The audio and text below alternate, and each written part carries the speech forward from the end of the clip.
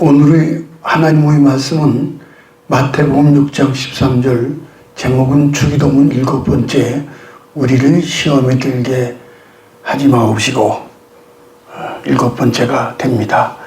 그러면은 이제 프로젝트를 좀 보죠.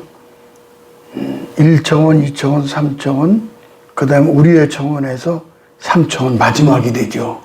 우리 다음 주가 이제 마지막이 되고, 오늘은 청원에서, 우리의 청원에서 마지막이 되죠.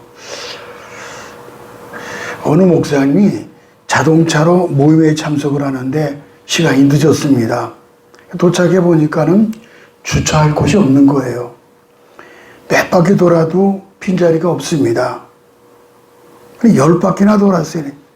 하는 수 없이 주차 금지 구역에 차를 대고 메모를 남겨두었습니다. 메모를 남겨두었어요. 이렇게요. 저는 이곳을 10바퀴나 돌았지만은 주차할 곳을 찾지 못해서 할 수 없이 차를 세웁니다. 그리고 그 밑에다가 우리의 죄를 사하여 주옵소서 이렇게 써놨습니다. 모임을 마치고 와보니까는 주차 위반 딱지가 딱 붙어 있는 거예요. 주차 딱지 밑에 메모가 또 있어요. 저는 10년이나 여길 돌았습니다. 주차 딱지를 붙이지 않으면은 제 목이 달아납니다. 그 밑에 주기도문 한 구절을 적었는데 이랬어요. 우리를 시험에 들게 하지 마옵시고 다만 악에서 구하옵소서. 주기도문의 7번째 기도는 두 문장이죠. 우리를 시험에 들게 하지 마옵시고와 다만 악에서 구하옵소서, 이 두 문장입니다.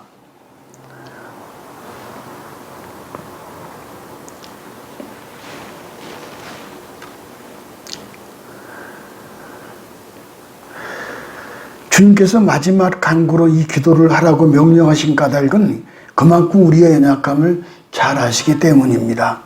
한마디 말에 인간은 쉽게 마음이 상하는 경우가 얼마나 많아요. 말 한마디에, 단순한 말 한마디에 죽고 살기도 하죠. 어느 순간 자신감으로 가득 차 있다가 그 다음날 아침 시리에 빠져서 절망에 빠지는 경우가 가득합니다. 이 연약함이 도덕과 윤리와 관련될 때는 다른 사람들에게 말로 다 할 수 없는 해를 끼치는 악이 되기도 합니다. 악의 유혹은 달콤합니다. 아무리 성인군자도 정욕의 유혹에 빠지면은 배신의 길을 가기도 합니다. 물질의 유혹에 빠져 거짓과 속임으로 나가죠. 모든 인간에 이렇게 연약합니다. 본질적으로 선하다 악하다 하는 것은 도토리 키재기로 별반 차이가 없습니다. 아니, 그림을 좀 볼까요? 이 도토리 키재기하는 거예요, 그림이. 참. 그래서 우리에게 필요한 것이 오늘 주기도문에 시험에 들게 하지 마옵시고라는 기도입니다. 주님이 겟세마네 동산에서 나와 함께 깨어있어 기도하자 하셨지만은 제자들은 그만 깊은 잠에 빠졌습니다. 그런 제자들을 보시면서 마태복음 26장 40절에 보면 이렇게 말씀하시죠. 제자들에게 오사 그 자는 것을 보시고 베드로에게 너희가 나와 함께 1시 동안도 이렇게 깨어 있을 수 없더냐. 시험에 들지 않게 깨어있어 기도하라. 마음에는 원이로되 육신이 약하도다. 이 그림을 좀 볼까요? 이런 모습이에요. 이 제자들의 모습이 곧 우리의 모습이죠. 우리의 모습이에요. 그러면은 이런 배경 속에서 첫 번째, 우리를 시험에 들게 하지 마옵시고. 시험은 어려움을 당했거나 악한 일에 빠져 영육간의 곤란한 상태를 뜻합니다. 그래서 누군가가 시험에 들었다고 하면은 어떤 어려운 상태로 올무나 함정에 걸려들었다라고 생각을 합니다. 즉, 서인으로 생각하기보다는 악의적으로, 긍정적이기보다는 부정적인 측면에서 생각하게 되는 것입니다. 시험이 그렇다는 거죠. 그래서 시험은 축복의 반대의 뜻으로 보통 사용을 합니다. 예를 들면은 병이 들었거나 실패했을 경우에 시험에 들었다고 말하며 돈을 벌었거나 출세했을 경우에는 복을 받았다라고 축하를 합니다. 사실 때에 따라서 성공이 더 큰 시험일 수 있고 칭찬이 더 큰 함정으로 교만을 낳고 불행하기도 합니다. 아무튼 시험의 개념에 대해서 잘못 이해하고 있는 부분을 이 기회에 수정을 하고 올바른 뜻을 깨달아야 할 것입니다. 성경에 나타난 시험이란 어떤 뜻인고 하니 신약에 나타난 시험은 원어로 페이라스모스라고 하는 말을 씁니다. 이 말은 영어의 템트, 이제 템테이션, 템트는 유혹이죠. 유혹보다는 테스트, 시험의 의미에 가깝습니다. 테스트. 템트는 넘어뜨리기 위한 유혹의 시험이고 테스트는 무엇을 할 수 있는지에 대해서 능력을 알아보는 거죠. 예컨대 물건을 살 때 그 물건이 제대로 기능을 발휘하는 것인지 아닌지 실험해보고 사는 것이 안전하죠. 하나님은 아브라함을 시험하셨어요. 100세에 낳은 아들 이삭을 바치라는 거죠. 그런데 이삭을 결박하여 눕혀놓고 칼을 높이 들었을 때 창세기 22장에 하나님 음성이 들리죠. 보면은 여호와의 사자가 하늘에서부터 아브라함아 아브라함아 그 아이에게 내 손을 대지 말라. 독자라도 내게 아끼지 아니하였으니 내가 이제나 내가 하나님을 경외하는 줄을 아노라. 내 씨로 크게 성하여 하늘의 별과 같고 바닷가에 모래와 같게 하리니 내 씨가 대적의 문을 얻으리라. 얼마나 급하셨으면 아브라함아 이렇게 하셨겠어요. 그리고 이미 여기도 보면은 이제야 내가 나를 경외하는 줄 알았다 그러시죠. 그럼 지금까지 창세기 그 12장에 부름받고 22장에 와가지고 이제야 내가 나를 경외하는 줄 알았다. 그렇게 말씀하시죠. 그리고 이미 준비한 양을 제사를 드리게 하시고 그래서 메시아 조상은 어려운 시험을 통과한 후에 이루어질 그런 큰 복입니다. 물론 이전에도 복을 주셨지만은 믿음의 조상이 되는 축복은 반드시 이와 같은 큰 시험에 후해 주시는 거예요. 그래서 아브라함은 메시아 그리스도의 조상이 된 겁니다. 시험은 왜 주시는 것입니까? 복을 주시기 위함이죠. 앞으로 내실 복을 잘 감당할 자격을 준비시키느라 시험을 주시는 거죠. 시험을 잘 치르면은 큰 복을 받는 것입니다. 그래서 야고보 사도는 야고보서 1장 2절에 이렇게 말씀하셨어요. 내 형제들아 너희가 여러 가지 시험을 만나거든 온전히 기쁘게 여기라. 예수님 공생애를 시작하시면서 마태복음 4장 1절 이하에 보면은 성령에 이끌려서 광야로 가서 시험을 받으셨어요. 이 시험은 억지로 당한 것이 아니라 시험을 받으러 일부러 광야로 가신 것으로서 성령에 이끌려 가셨습니다. 예수님은 3가지 시험을 다 이기시고 천사의 종 받으시면서 곧이어 전도 사업을 시작하십니다. 이제 예수님이 40일 동안 금식하시고 시험을 이기신 3가지 내용을 우리가 이제 배우도록 하겠습니다. 첫째는 돌로 떡덩이를 만들라 그랬죠. 40일 금식한 후에 얼마나 배가 고프시겠어요. 이런 그림이죠. 사단이가 이 돌도로 떡을 되게 하라. 이 시험은 먹는 것이 먼저냐 하나님의 말씀이 먼저냐 하는 시험입니다. 우리는 대부분 문제는 먹는 문제 때문에 발생합니다. 먹고 살기 위해서 양심을 팔고 비굴해지기도 합니다. 부유하게 살기 위해서 인생의 다른 가치들을 뒷전으로 밀어놓고 포기합니다. 이에 단호하게 말씀하시지요. 마태복음 4장 4절에 이렇게 말씀하잖아요. 예수께서 대답하여 가라사대 기록되었을 때 사람이 떡으로만 살 것이 아니요 하나님의 입으로 나오는 모든 말씀으로 살 것이니라 하셨느니라. 이 그림 보시죠. 사단을 물리치는 거죠. 두 번째는요. 성전 꼭대기에서 뛰어내리라 그랬죠. 성전 꼭대기에서 뛰어내리라. 이런 그림이죠. 사단이가 성전 꼭대기에 세워놓고서 예수님 뛰어내리라는 거예요. 마귀는 뛰어내리라 하면서 그러면은 하나님의 사자들이 받들어 줄 것이다 그러는 거예요.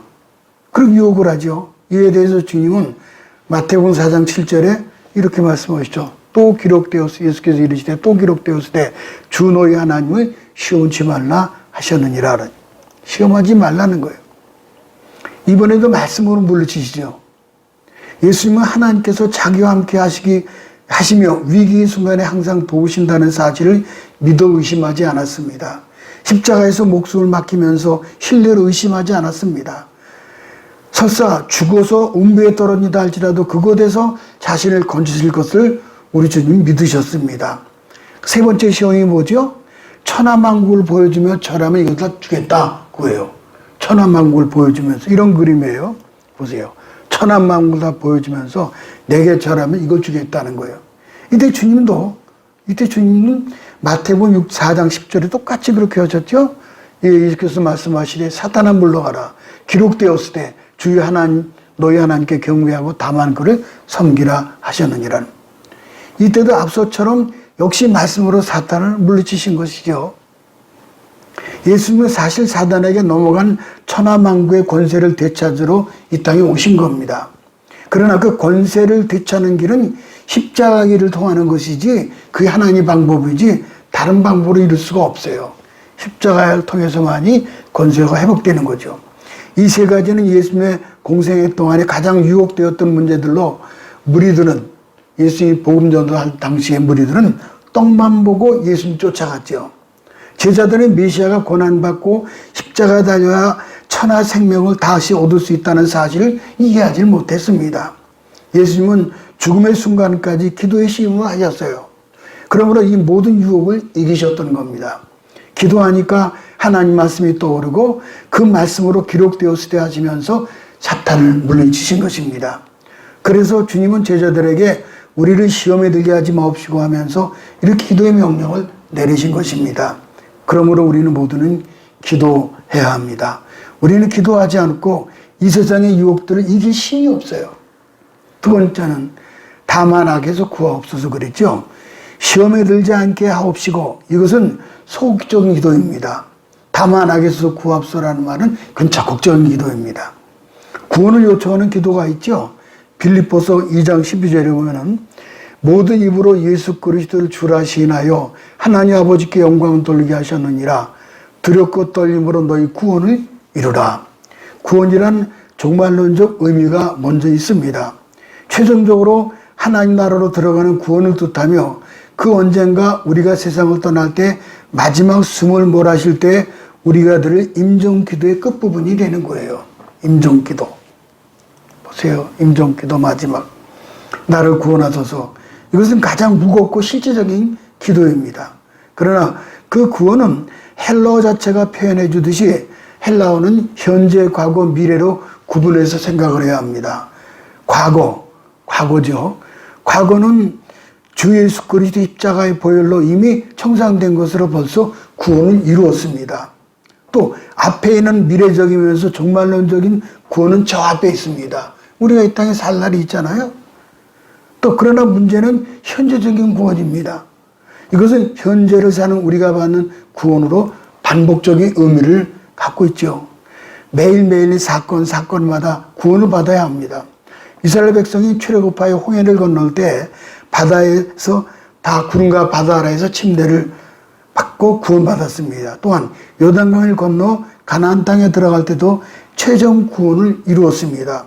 그러나 문제는 광야 교회에 있는 동안에 매일 당하는 시험과 악으로부터 계속적으로 구원을 받아야만 하는 것입니다. 이로써 계속적인 구원을 받아야 하고 또 이를 위해서 기도해야 하는 거죠. 예수께서 친히 말씀하신 대로 마태복음 14장 19절에 보니까 이렇게 말씀하셨어요. 아무나 천국 말씀을 듣고 깨닫지 못한 때는 악한 자가 와서 그 마음에 뿌리운 것을 빼앗나니.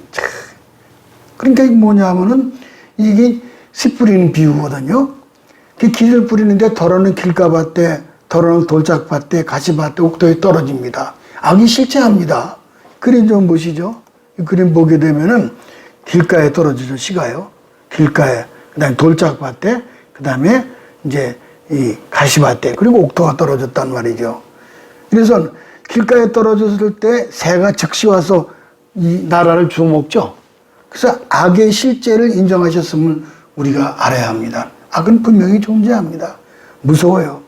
구원이란 죄와 사탄과 사망과 율법의 진노로부터 해방과 자유를 뜻한다고 종교개혁자 마틴 루터는 말하고 있습니다. 먼저 악의 실제를 인정합니다. 악, 이불이라는 EVIL, 넓은 의미에서 해석하면 세 가지 뜻을 포함합니다. 첫째는 신체적인 죄죠. 신체적인 악. 신체로부터 구원을 치유이고 자유로서 온전한 인격과 자유로운 생활을 뜻합니다. 모든 육체적인 고통으로 인해서 연약함, 불구됨과 질병, 피로와 굶주림, 부자유케 하는 모든 여건들을 다 가리키는 거죠. 또 마음의 병이 또 있어요. 판단의 과오. 한순간에 판단을 잘못해가지고 그만 나라가 떨어지는 것. 기억의 실수, 상상의 그릇됨, 또한 논리적인 과실, 병리적인 이상심리로 인한 병구가 우리를 괴롭히고 있는 것이 사실입니다. 그 다음에는 마음의 악이 또 있어요. 배신, 불신, 의심, 그리고 교만과 허무함과 또 절망. 이 악이 마음속에 자리 잡고 있습니다. 이 모든 악으로부터 구원받기 위해서 우리가 기도해야 한다는 말씀입니다. 예수께서 말씀하시기를 악의 직선적 의미는 악마입니다. 공중권세 잡은 자, 곧 사탄의 세력을 뜻하죠. 공중권세 잡은 자, 사탄의 세력. 무섭죠. 우리의 전쟁은 혈관의 전쟁이 아니라 하늘에 있는 악의 영들과 전쟁 수행 중에 있어요. 요즘 뉴스에 보니까는 그 한 청년이 이 세 모녀를 다 칼로 죽였잖아요. 그게 자기심 모르는 겁니까? 배후의 사단이가 조종하는 거예요. 어떤 분은 악을 심리적 현상으로 보고 악의 실제를 믿지 아니하려고 합니다. 그러니까 무슨 심리학적으로 무슨 여러 가지 있잖아요. 보니까 이상심리나 병적 심리 현상으로 간주해버리고 말죠. 그러나 성경은 그렇게 말하지 않습니다. 예수께서 악의 실제를 말씀하셨고 귀신을 내어 쫓으셨으며 제자들에게 귀신을 내어 쫓으라고 명령을 하신 것입니다. 그런데 현대인은 악의 존재 자체를 믿지 아니하려고 듭니다. 이 때문에 악에 빠지면 악의 종이 되어버리는 거예요. 악을 단순한 관념이나 추상적 논리 전제처럼 이해해서는 안 되는 거예요. 악은 인격적으로 존재함을 성경적인 근거와 경험을 근거로 해서 믿고 이를 대항해야만 하는 것입니다.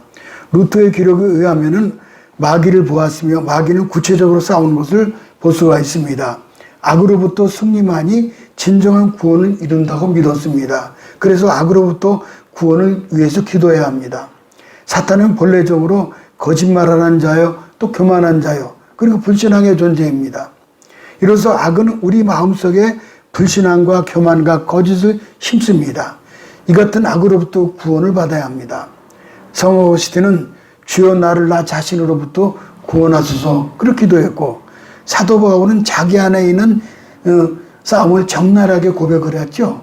로마서 7장 24절에 보니까는 오호라 나는 곤고한 사람이로다. 이 사망의 몸에서 누가 너를 건져내랴. 그리고 울부짖고 있죠. 이 그림 모습, 사도 바울이 고민하는 모습이에요.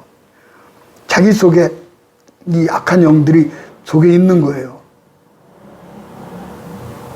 마치 이제 지킬 박사 하이드처럼 그런 거죠. 내 안에 있는 엄연한 악의 존재를 확실히 깨닫고 시인하고 이것과 싸움의 승리를 위해서 열심히 기도할 때 이길 수 있는 것이죠.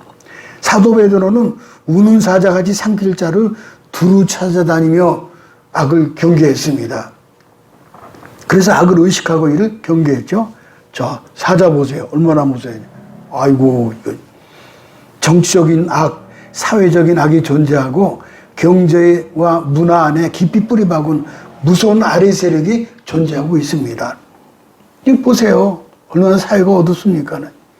베드로는 이에 대해 예수님의 경고를 소홀히 여기고 겟세마네 동산에서 한 시도 동안 깨어 기도하지 못하고 잠들었다가 그만 예수님을 3번이나 부인하는 결정적인 시험에 빠졌습니다. 이 그림을 좀 보실까요? 베드로가요, 3번 부인하니까는 닭이 울잖아요. 이 악한 세대에 열심히 기도해야 우리가 승리할 수 있는 것입니다. 그 다음에 우리의 기도가 죄와 악의 급소를 찔러야 합니다. 적을 알고 우리의 기도의 목표를 아는 것이 중요합니다. 그러므로 시험에 들게 하는 악의 정체성에 대해서 정확히 파악하는 것이 필요합니다. 2가지를 생각해 보겠습니다. 첫째는 우리 속의 본성의 원죄, 그리고 자범죄가 있죠. 그리고 우리는 태어날 때부터 죄의 본성을 가졌고 뿌리는 결코 뽑히지 않습니다. 이 그림을 좀 볼까요? 이거 보세요. 우리 인간에게는 여기 원죄가 있습니다. 그리고 원죄를 바탕으로 해서 자범죄가 있는 거예요. 그 지킬 박사 아이도 어떤 거죠. 그래서 사도 바울이 고백한 것이 이겁니다. 오호라 나는 권고한 자로다. 이 사망 몸에서 누가 나를 건져내려 하라. 우리가 시험에 넘어가는 이유는 우리 속에 있는 악함이나 욕심, 분노들이 그것들을 원하기 때문입니다. 야고보는 야고보서 1장 14절 15절에 이렇게 말씀하셨죠. 보면은 오직 각 사람이 시험을 받는 것은 자기 욕심에 끌려 미혹됨이니 욕심이 잉태한 즉 죄를 낳고 죄가 장성한 즉 사망을 낳느니라. 우리의 죄의 소욕은 끊임없이 다스려야 하는데 이것이 우리 일평생 살아가는 동안에 성화하는 과정입니다. 성화. 인디언들의 이야기 중에 이런 이야기가 있습니다. 한 노인 인디언이 자기 손자에게 인간의 내면에서 일어나고 있는 큰 싸움에 대해서 이야기합니다. 얘야, 우리 모두의 마음속에는 싸움이 일어나고 있는데 두 늑대 간의 싸움이란다 그러는 거예요. 두 늑대 간의. 이 그림을 볼까요? 인디언 이야기에서 나오는 겁니다, 이게. 한 마리는 악한 늑대로서 그놈이 가진 것은 분노, 시기, 슬픈, 후회, 탐욕, 오만, 자기연민, 죄의식, 원한, 열등감, 거짓, 허영, 우월감, 이기심 이런 것들입니다. 또 다른 한 마리는 좋은 늑대인데 그가 가진 것은 기쁨과 평화와 사랑과 희망과 인내, 겸손, 친절, 자비, 이해, 진실, 동정, 믿음이란다. 손자 할아버지에게 물었습니다. 어떤 늑대가 이기나요? 그때 현명한 노인은 이렇게 대답을 합니다. 네가 먹이를 주는 놈이 이기지 그랬다는 거예요. 먹이를 주는 놈이. 그렇습니다. 우리는 부지런히 우리 속에 긍정적이고 선한 쪽에 먹이를 주고 키워야 합니다. 오래전에 아이들이 작은 게임기를 가지고 노는 걸 보았습니다. 하도 열심히 하길래 얘 너 뭐 하는 거니? 그랬더니 개밥 줘요 그러는 거예요. 그래서 개밥 줘요 이제 그러는 거예요. 이런 그림이죠. 이게 게임기가 있어요 그게요. 아니 그게 뭐냐 그러니까는 게임기를 보여주는데 정말 강아지 한 마리가 있고 밥을 주니까 받아 먹는 거예요. 분노와 시기와 슬픔, 탐욕, 오만에게 먹이를 주면 안 됩니다. 오히려 기쁨과 평화, 사랑과 희망과 인내와 겸손, 소망에게 먹이를 주면은 우리는 확실히 이기게 되는 겁니다. 우리 안에 거룩의 형상을 많이 이루어갈수록 우리는 시험에 들거나 악에 빠질 확률이 적어지게 되는 것입니다. 그래서 우리가 바이블 성경책을 읽는 겁니다. 성경책을 많이 읽게 되면은 악한 것들을 이길 수가 있는 거죠. 두 번째는 뭡니까? 사탄이죠. 사탄을 볼까요? 이 사탄은 다만 악에서 구하여 주옵소서. 악의 헬라어는 중성형인데 이게 동시에 남성형이 되기도 합니다. 중성형으로 해석하면은 일반적인 악을 의미하고 남성형으로 해석하면은 악한 자가 됩니다. 남성형으로 해석하면은 악한 자는 대표적으로 사탄을 가리킵니다. 현대인들은 과학과 이성의 시대에 살고 있기 때문에 사단과 혹은 귀신들과 같은 영적 존재를 내지 실체를 믿지 않으려고 해요. 그러나 악령들은 분명히 존재합니다. 사단의 가장 고차원적인 수법 중에 하나는 사단이 존재하지 않는 것처럼 사람들을 속이는 겁니다. 예수님이 가이사라 빌립보에서 제자들에게 너희를 나를 누구라 하느냐 그렇게 물었습니다. 그때 베드로가 이렇게 말씀하시죠. 마태복음 16장 16절에 시몬 베드로가 대답하여 가라되 주는 그리스도여 살아계신 하나님의 아들이시이다. 이제 우리가 성주세례를 다녀왔죠. 여기가 가이사라 빌립보입니다. 옛날에 풍요회 때 예수님이 태국일 좋아하시나 가이사로 게사로 빌립보 갔다 그런 얘기를 했어요. 개가 아니라 가이사라 빌립보예요. 가이사라 빌립보가. 여기서 사진 찍은 것이 이겁니다. 가이사라 빌립보가 보면은 동굴이 있고 여기에 물이 철철철 흘러내려가요. 이 할몬산에서 내리는 그런 물입니다. 그것이. 엊그제 같은데 벌써 몇 년 됐어요. 그래서 여기서 그 참 가이드가 목사님인데 참 굉장히 그 은혜가 돼요. 거기서 주는 그리스도의 살아계신 하나님의 아들입니다. 그렇게 고백을 했거든요. 여기서요. 여기서. 그래서 여기서 팀들별로 우리 비전교회를 이렇게 해놓고서는 그 세 번씩 허라는 거예요. 그래서 힘차게 주는 그리스도의 살아계신 하나님의 아들입니다. 주는 그리스도의 살아계신 하나님의 아들입니다. 이거를 고백을 했죠. 주는 그리스도시요 살아계신 하나님의 아들이십니다. 근데 우리 예수님께서 거기서 그랬죠. 바요나 시몬아 내가 복되도다. 이를 알게 하신 것은 하늘에 계신 너희 아버지라. 그리고 이제 내가 이 고백 후에 내 교회를 세울 것이다. 그게 여기서 나온 겁니다, 이게. 그때, 그러나 주님께서 이어서 이제 고백을 했지만은 자신이 받을 고난과 십자가상의 죽음을 말씀하셨을 때 베드로가 주여 그리마옵소서 결코 주께는 이런 일이 미치지 아니하리이다. 근데 베드로를 책망하시는 것이 바로 직후에 나옵니다. 마태복음 16장 23절에요. 볼까요?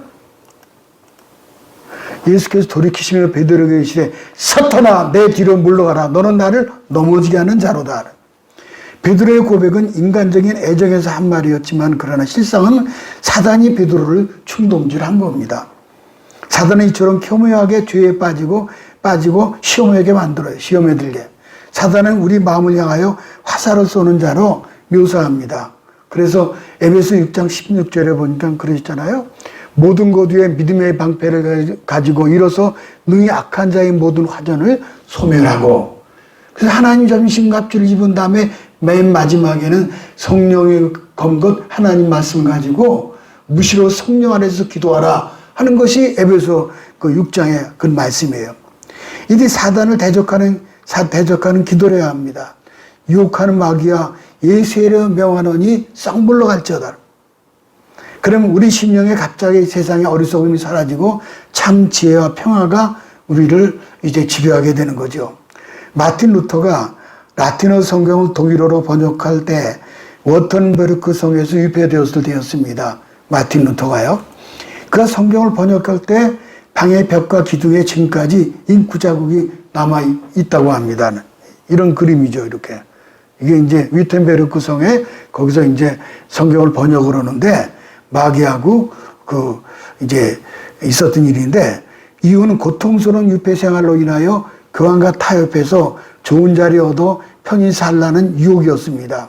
그럴 때마다 사탄아 물러가라고 외치면서 잉크병을 벽과 기둥에 던져서 그 자국이 남아있다고 합니다.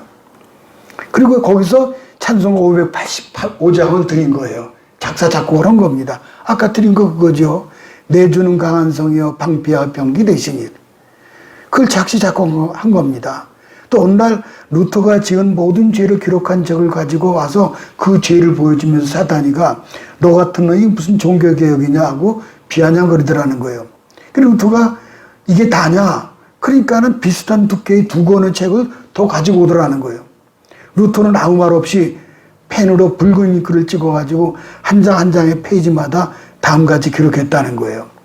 요한일서 1장 7절에 보니까 이런 말씀이 있어요. 다 같이요. 그 아들 예수의 피가 우리를 모든 죄에서 깨끗하게 하실 것이요. 아멘. 그래서 자기의 죄를 가져온과 끝에 가서 예수 피를 펜으로 기록했다는 거예요. 그러니까 마귀가 물러가더라는 거예요. 아무쪼록 시험의 여러 가지 뜻을 이해하고 삶에 적용하시기 바랍니다. 기도로 나 자신과 세상을 이기시고 기도하는 가운데 마침내 다만 악에서 구원받아 영원한 천국 영생에 이르게 되기를 주님의 이름으로 축복합니다.